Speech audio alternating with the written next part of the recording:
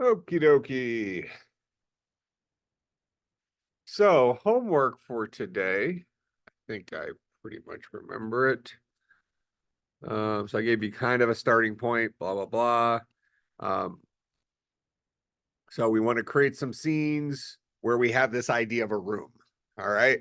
So let's start off with thinking about a room because ultimately we want to have a room that's, some walls with exits at the top. We can screw around with what we want that to look like. If you want to go on and look at doors and things like that, you can. In fact, let me actually show you how to do that if you want to get a little fancy with this.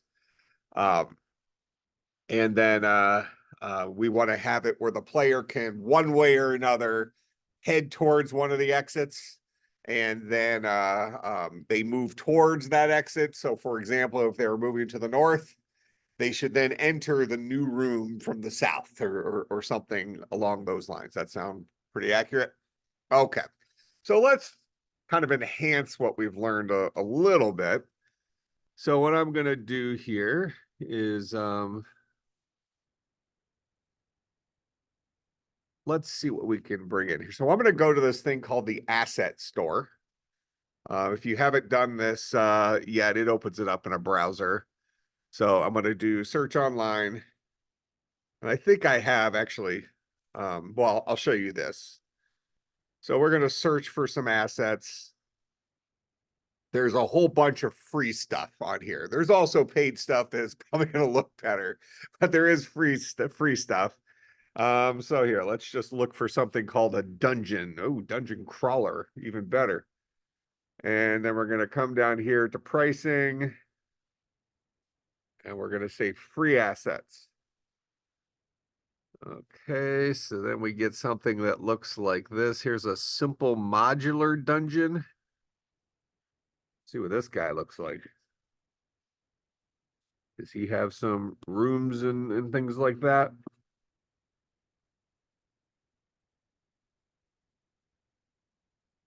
Well, there's some exits and stuff. Let's just look one more time and see if we see some. Actually, I'm going to add that to my assets. Did that happen? We'll add that to our assets. And I'll show you how to get to that here in a second. Actually, we can go to it now. So I added this to my assets. When you say open in Unity, it'll go here into the Unity app and it'll open up the package manager. This is the same place you went to and you added your the ability for a user to move around in the rollerball thing. So here I have this simple modular dungeon that popped up here. All right. Oh, it looks like I have some other older things that were also in here, but let's go with this modular dungeon. Oh, I got monsters and stuff too.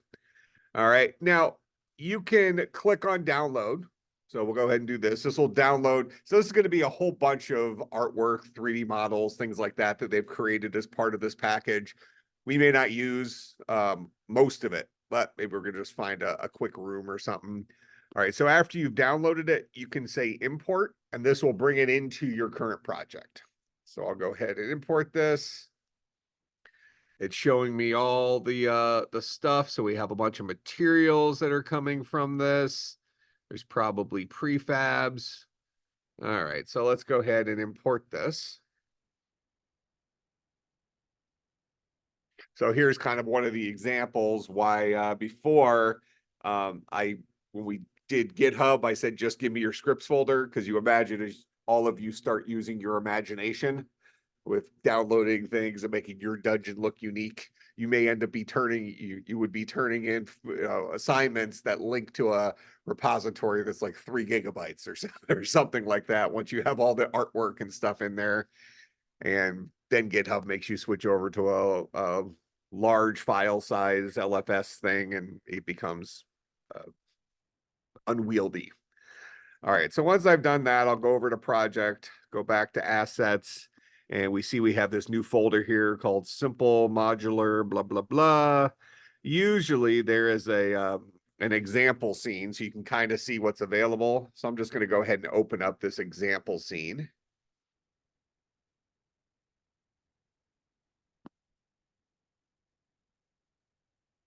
All right, so that gets me something that looks like this. So I got my, I got to remember how to use the mouse. Okay. So we got some stuff. It looks like these doors and things like that are pretty easily used. What about walls and floors? Okay, so we got some dungeony looking stuff. All right, good enough. So let's go ahead and go back to our other scene. So what we're going to do is I'm going to go ahead and create a new scene. And we're going to call this guy a dungeon room. All right. So we're going to be opening up. You're going to, every single time the player kind of loads into a room as he walks into a room from a certain place, we're going to keep reusing the same scene and then changing some variables about what's in that scene. So let's start off with this plain Jane scene here. Let's start bringing some stuff in. So I'll go to our prefabs. So here we got some walls and doorways. So here's a wall. We'll wonder what the difference between these guys is. It's just a bigger one. All right. Well, we're not going to get too crazy with this. So we'll go ahead and build our room walls and things like that out of this. So I'm going to go back to prefabs. I'm going to go to oh, here we got floors. We can have rocky floors.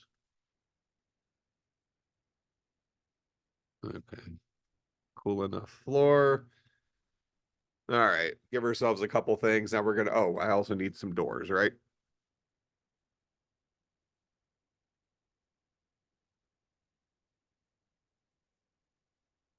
There we go.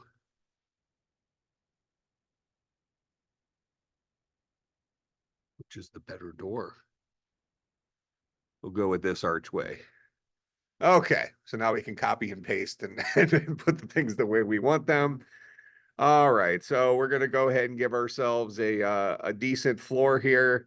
Um, let's see how big these things end up getting. I'm going to change my scale on this guy to like a 4, 5, 4.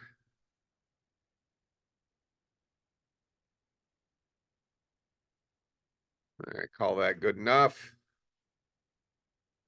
Then I'll go ahead and let me just set things looking straight down on it.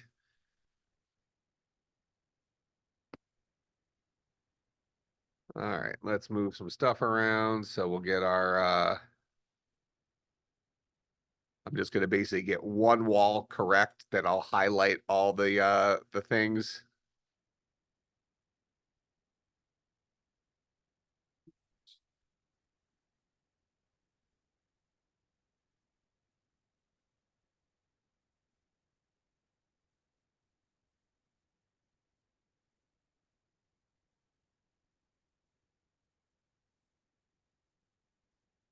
Right, and then I'll go ahead and copy this guy.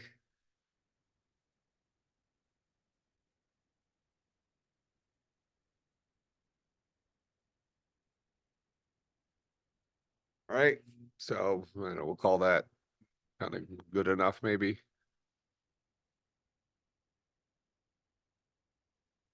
And let's look from above, make sure it's reasonably laid out. That looks decent enough. All right, so we'll go ahead and that's these 3 things. So we're going to go ahead and copy those 3 things. And then we're going to go ahead and rotate that. Oh, did I get the floor too? I did get the floor too. There we go.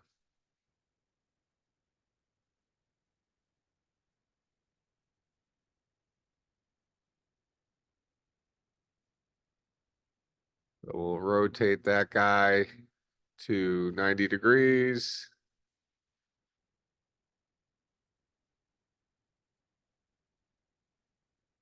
So still have everything highlighted.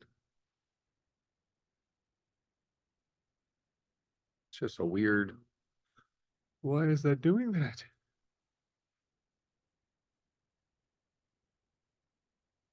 Let's get it positioned out of here. And then we'll keep rotating. This should be rotating all of those. I wonder why they're changing location some.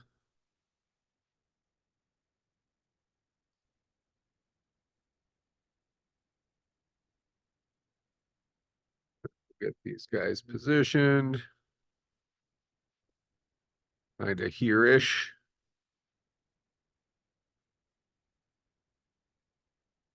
And I'm gonna get this wall fixed.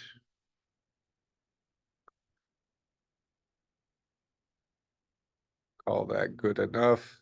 Rooms don't need to be perfect.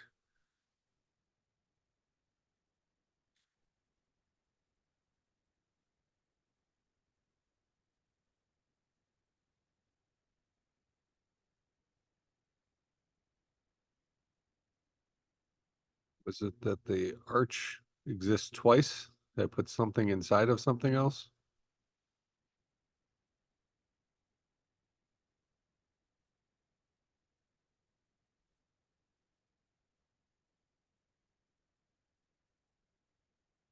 Okay, yeah, this guy has the second arch inside of it. So as you're dragging stuff around, make sure you don't accidentally move stuff. Okay. So now I have that wall. I'll go ahead and copy that. We'll drag it straight down to here. We have our first wall. The floor, so I need that, and that. So I'll copy that. We'll just drag it straight across. All right, and then we'll shrink our floor a little bit to get it to fit.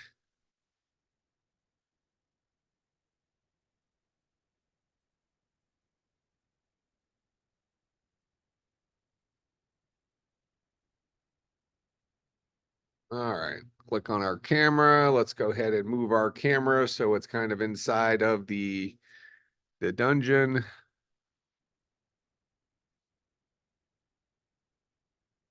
For now. So if we hit play on this guy,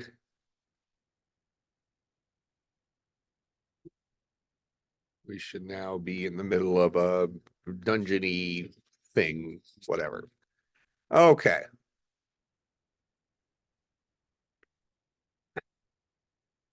Now, realistically, we want to be able to see all the exits at once. You can decide whether you want this to be a first person perspective where your guy goes in and you then have to have him rotate from side to side in order to see all the exits potentially around you, or you want to have like a view from above. So here I'm going to create a little folder here called dungeon room components. Then I'll take all of this crap. I'll just throw it inside of there. That way it's less messy. So let's go ahead and let's get this camera angled maybe straight down. So I'll do the rotation tool. Oh, not that one.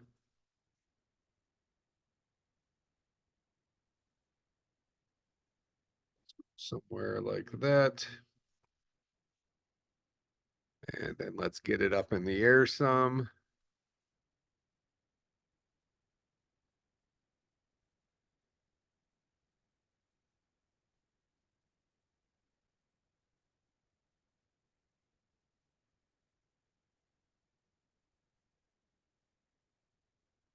And let's get it rotated directly.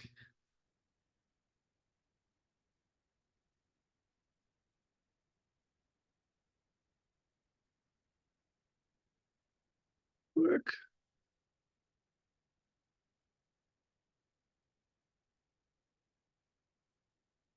A little bit higher.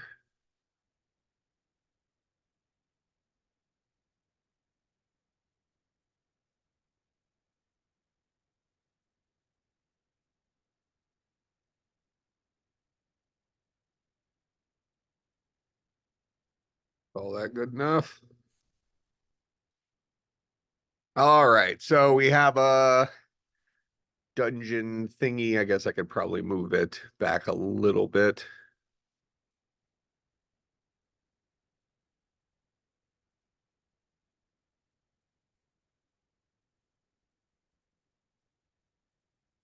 That looks like. All right, so we can see all the walls and all the exits. So we have our north, south, east, and west. Um, if you want to start thinking about what's going to happen here, one of the things we're going to be moving towards is having rooms kind of randomly generated in terms of whether they have exits to the north, the south, the east, or the west. So that we can, if you think about this from a video game perspective, you've maybe heard video games when they come out, it'll say something like, oh, it's a procedurally generated world. We heard that phrase before. Okay, so procedurally generated is a fancy way of saying they wrote some code to generically create the world rather than place room after room after room after room. All right, so we're going to be doing something along those lines, and I think you'll probably see it's not all that difficult, but we're going to have to play the game between having our view of a room that in this case has all 4 exits, right?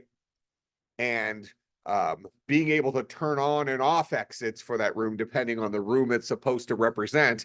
But under the hood, having our data structures that we had written before, like a room data structure that would represent this guy and know that if we head west out of here, where's that heading?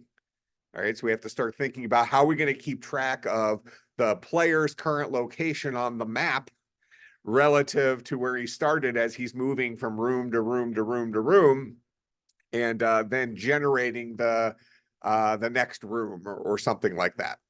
Okay, but we're going to do ours as a pre-generated or a procedurally generated dungeon, so that if we play it 5 times, we might get 5 different dungeons to go through. That we have replayability, right? We can then release uh, data sets like $5 for an expansion. All right. So now let's get our dude in here. So let's see, does this guy come with any people? I don't think so. So let's go back to our asset store. And I think I already do have some people, but what kind of player should our guy be? So let's just do a search for maybe player. Let's make it free.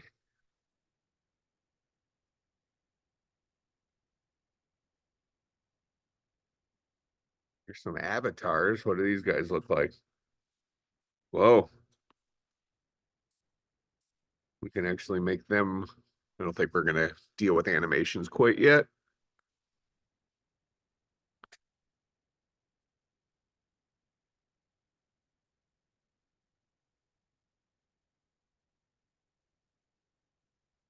But like a Pac-Man. Do we have a Pac-Man guy?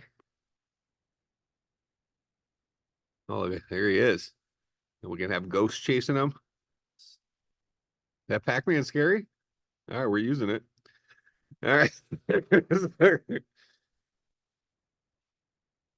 In another class, one time I think we used a similar kit for it, but what we had is we had a VR based Pac-Man where you put the headset on, you were the eyes of Pac-Man, and the ghosts would make noises when they came up behind you. And so you were driving yourself through the Pac-Man maze or whatever, picking up stuff. and you'd hear ghosts breathing behind you as they were getting closer. It was really a terrifying situation. I think well, that's kind of like what we sort of started doing. We didn't quite do it, but that's like mimicked after, isn't there wasn't there a Wii U game that was like that, where one person played Mario and the other party players played the dudes trying to catch him? Something like that. All right. So just for the sake of argument here, we'll go ahead and add this to our assets. We'll accept the terms of use. We'll open in Unity. And right now we're just interested in the Pac-Man dude. Okay, but we'll go ahead and we want to download this.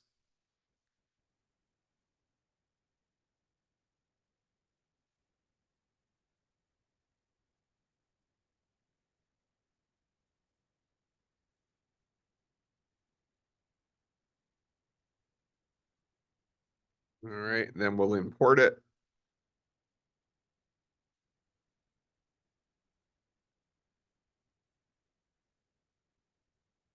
Let's see.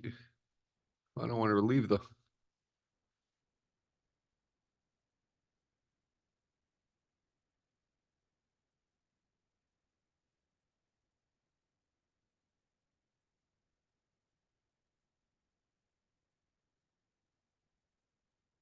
Guess I have to go grab the guy from a separate project so I can go get the assets.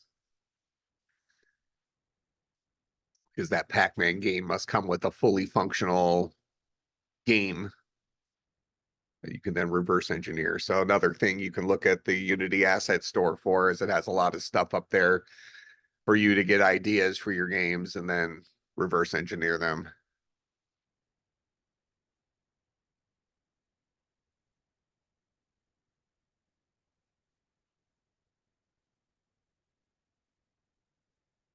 Oh, how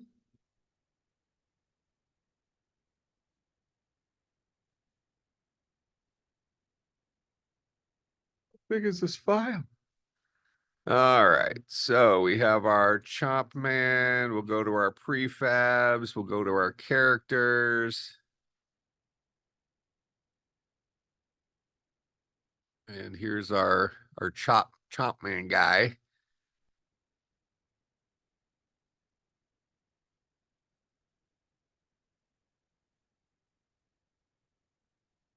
So can I copy him? I'll copy that guy and I'm going to try to paste it into my.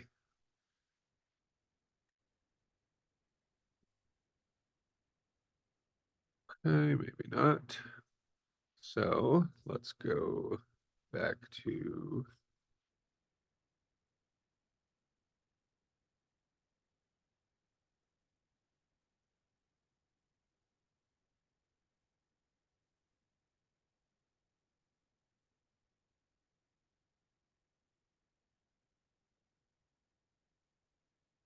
And reveal this in Finder.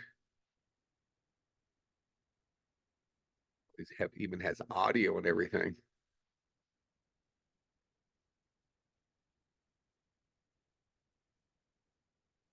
I'm just going to take that whole folder. I'm going to copy it. And then I'm going to go back to our game.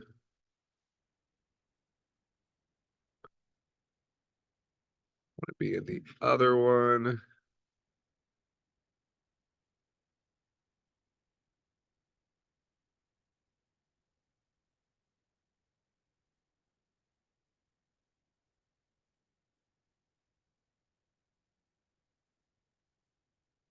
I'll reveal that in the Finder.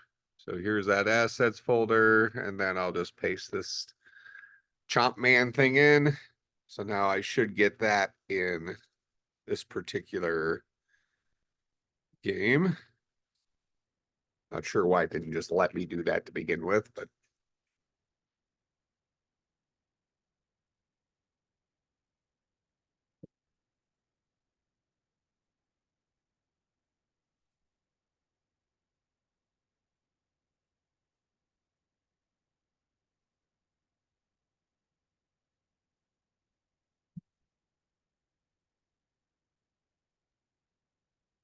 All right.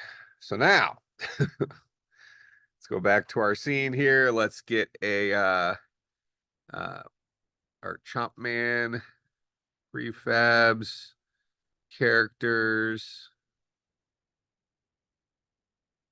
and we'll get chomp man out there.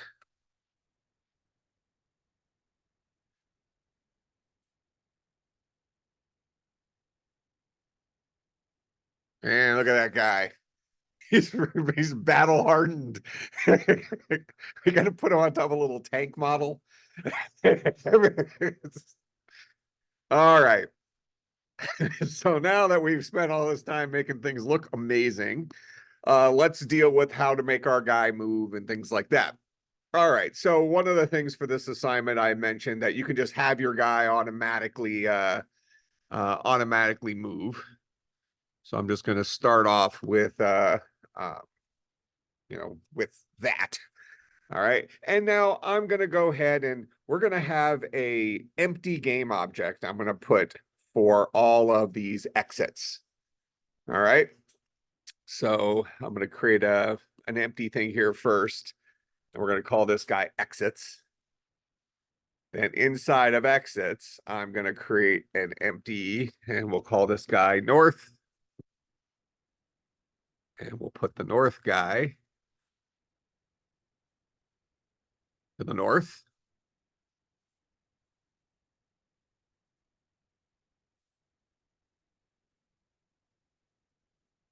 Click. Here's our south.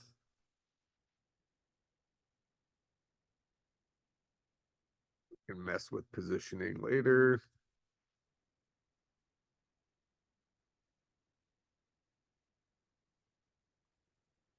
West.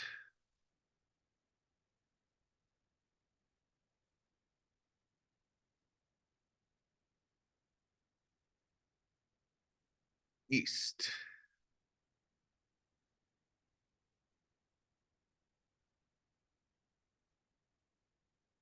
Okay, so now we need to go ahead and have our player script attached to our player. So here's our player is Chomp. And we're going to go ahead and we're going to go to our scripts. And we'll go ahead and add our player script to this guy. And we need the player script to know about the possible exits for right now. All right. So for the moment, let's just make him aware of the north exit so we can have him move towards that. So I'll go ahead and double click on the player script. And we're going to have a public game object. Call this north exit. We'll put that guy in there. Now, I made it public. That exposes it using MVC to the Unity side. So I'll go back over to Unity. I'll click on our chomp dude.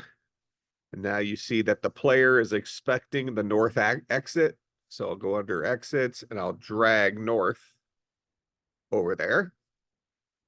All right. So now what we're going to have is when the player when the player starts, we're going to have him start moving towards that exit. Okay. So I think our player, because of the way we did movement before, is we applied force to a rigid body. Actually, no, we didn't apply force for this one. Well, let's just see how far the rabbit hole goes. So what we're going to do is inside of code, when we start, we're going to tell it to move towards. And remember, move towards is a vector3 class method. So move towards wants us to give it the current location, which would be this dot game object dot transform dot position. The destination we want it to go to. Oh, we are going to end up moving this into update. So I'll finish writing it right now, but we will move it to update because it's going to move a little bit at a time. Unless we just give it a huge way of jumping, but then we won't see it actually move. So we ultimately want to get it to this dot north exit dot transform dot position. And then we're going to have him move at, we're going to create a variable here called speed, but we'll go ahead and say speed, this dot speed times time dot delta time. All right.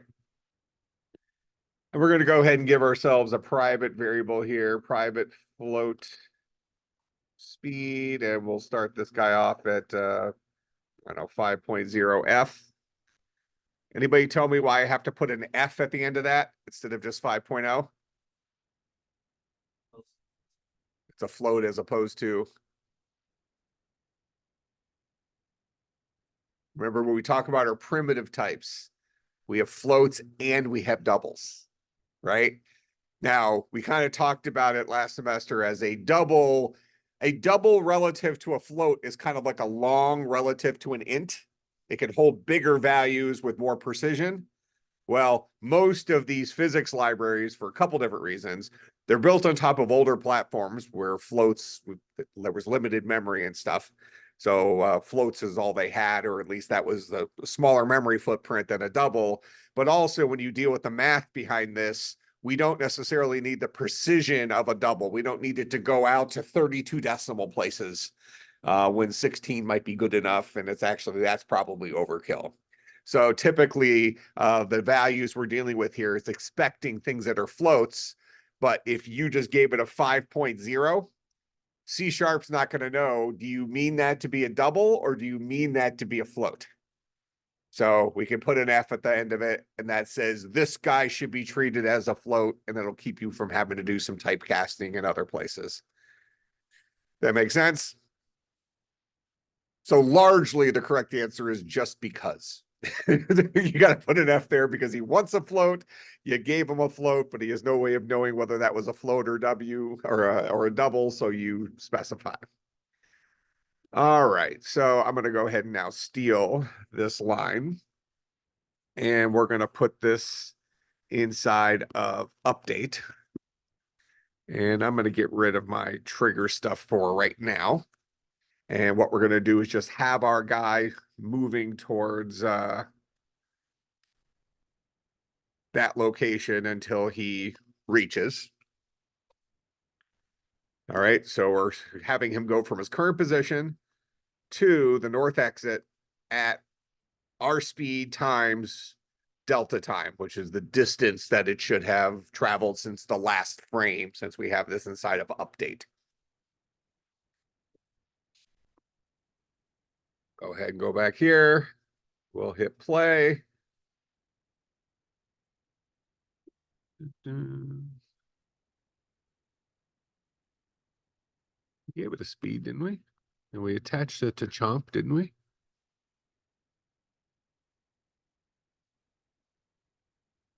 We say move toward.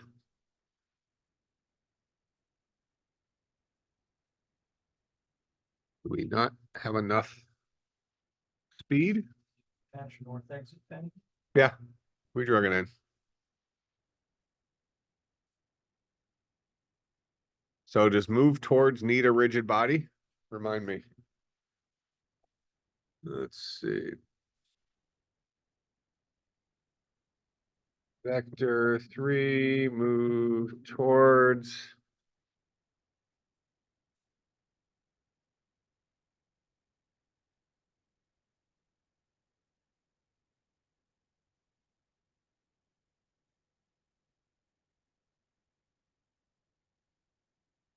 Yeah, we have our speed. Let's make sure this guy's getting called. Oh, we might have to add this scene to our project. That could be it. So I'm just going to do a print here. Let's just make sure this guy's getting called. Chomp does have that dude, right? Player, yep.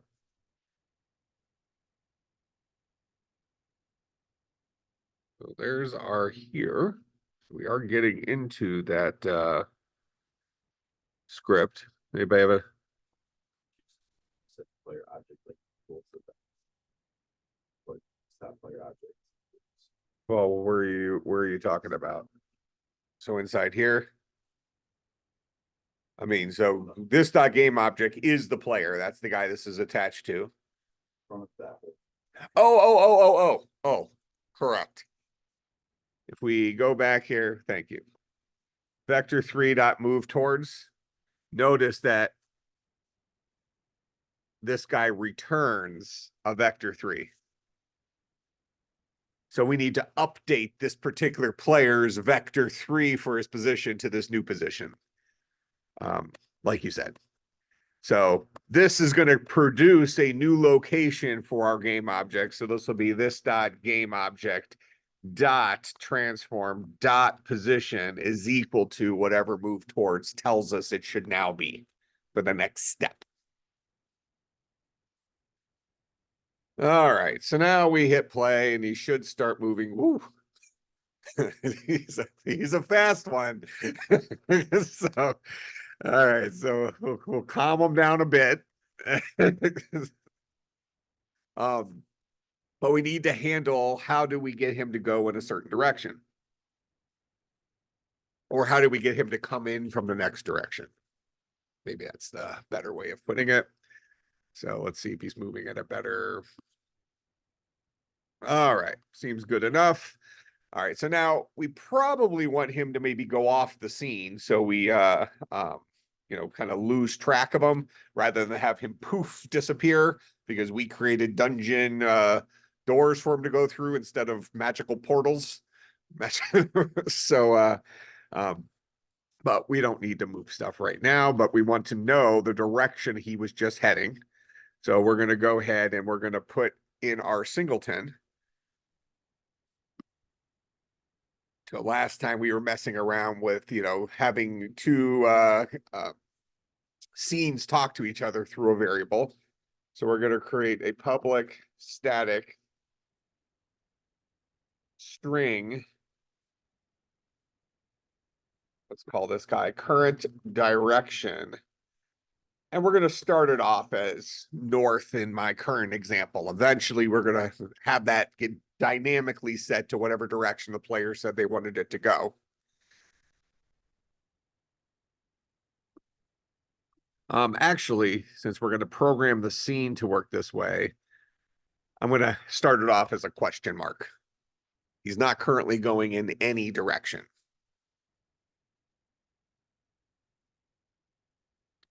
All right, so now what we want to do is we want to have the player initially, and we can decide how we want to do this. Does the player check the singleton and say, where was I coming from? Move me to this other location. If I was coming from the north, position me at the south to keep heading to the room. Otherwise, if I was coming from question mark, that means this is the very first scene being shown, right? So we're going to leave him where he started at. So inside of player,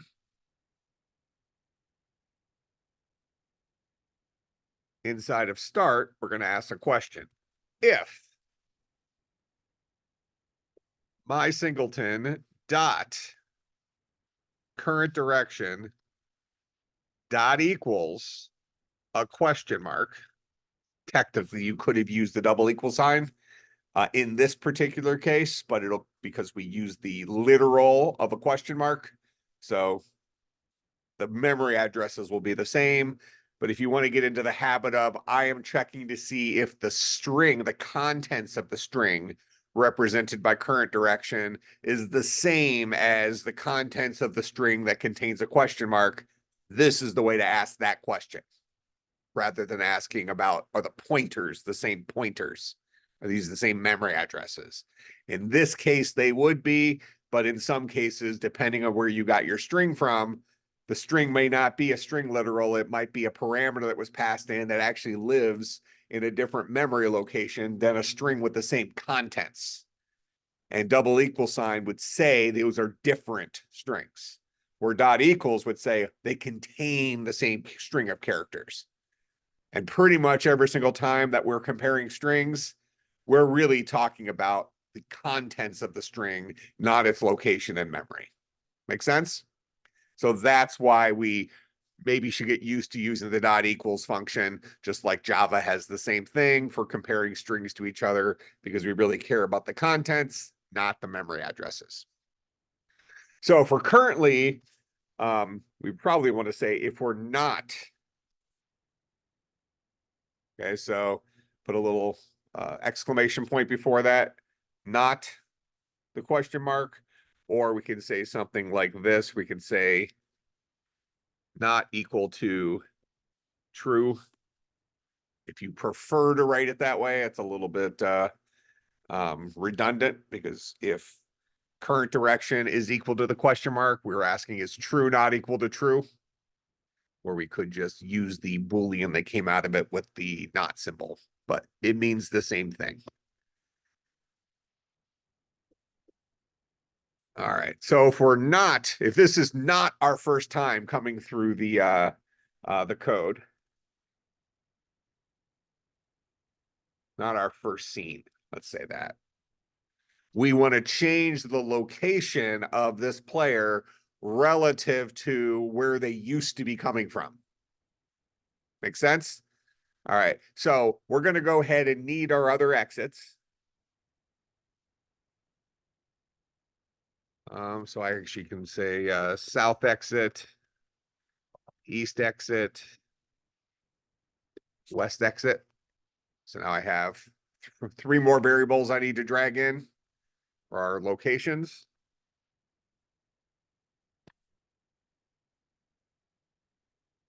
Put back on chomp.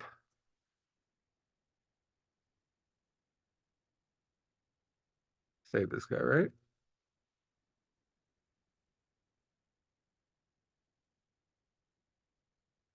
Oh, it doesn't catch it if I put him on separate lines like that?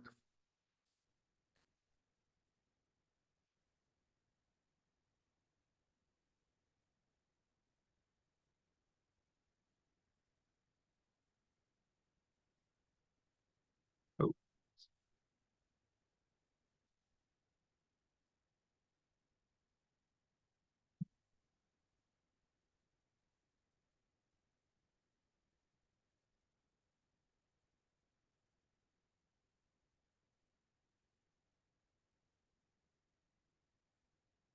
Why isn't my player script updating?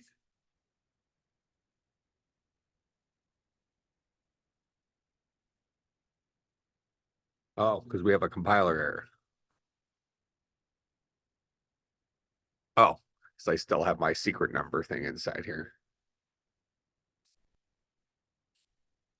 All right, so now it should have our things, presumably.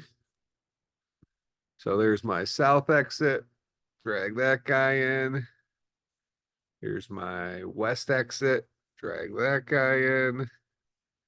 And here's my east exit. Drag that guy in. So now I know the location of all these things. So just as our proof of concept here, inside of my player code, if I'm not, this isn't the first time through the scene where it starts off as a question mark, then I want to ask the question, if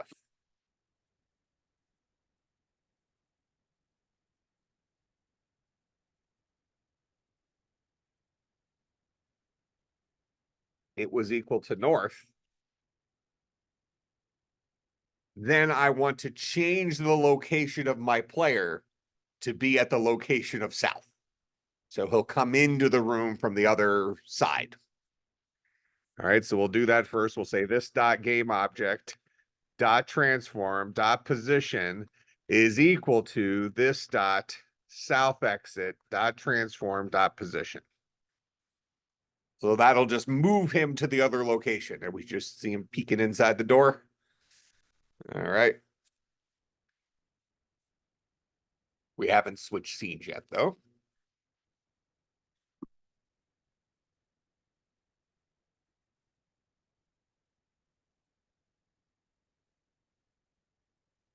Oh, because the player's already started. Okay, so now we need to switch scenes. So once we switch scenes and this guy launches a second version of it, we should see him change to the south side. So I need to go ahead and change my, well, launch my dungeon room scene. Let's see. Probably.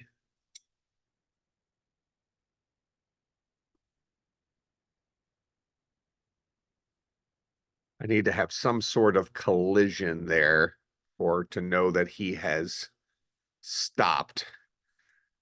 So what we can do here is on that north exit, we can add a box collider. So now there's something for us to bump into. We can say that it's a trigger. And right now we know the only thing that he can bump into is that guy. But why don't we go ahead and start using tags? So we're going to create a tag, maybe called door.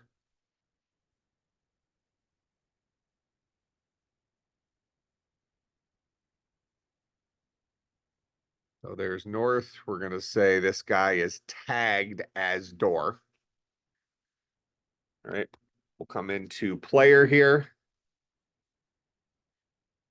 We're going to do the on trigger enter. And we could ask the question if other, this is the collider that we just bumped into, dot tag. Actually, I think we do compare tag, right? Compare tag probably calls the dot equals method of the string. And we're going to compare this to door. So if the thing we just bumped into is the door, then we want to go ahead and we want to load our new scene. So the idea is our new scene would load, but right before we do that, we're going to say current direction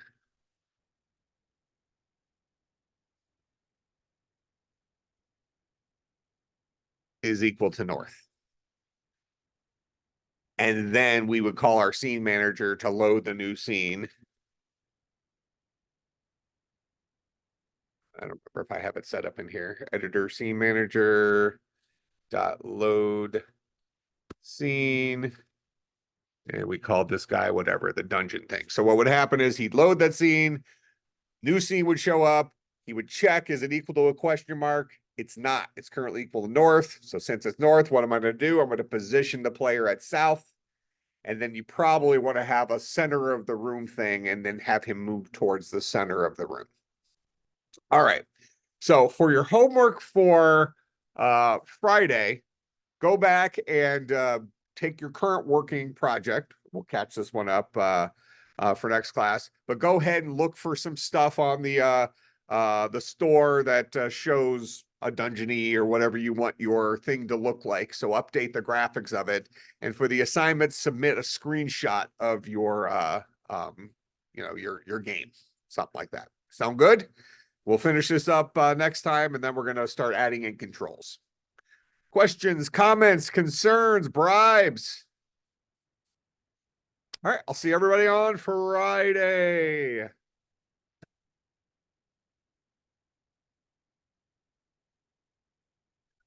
I sent an email about the hackathon this Tuesday. Okay. Was it not on Slack? Or it was on Slack? And On Slack a while ago. okay. I haven't sent out any new. They sent it directly to me and Luke because we were at CSC250. I see. Yeah.